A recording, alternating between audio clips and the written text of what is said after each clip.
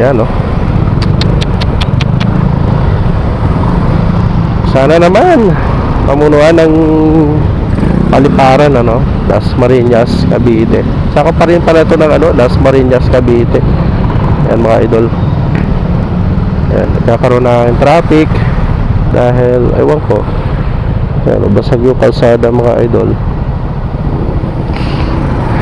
Ay, nako.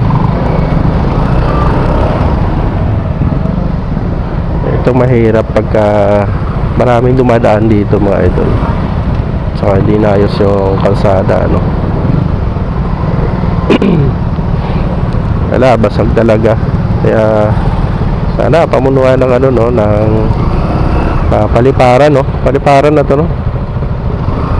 Las Marinas, Cavite. Alright, na-stock up na tayo.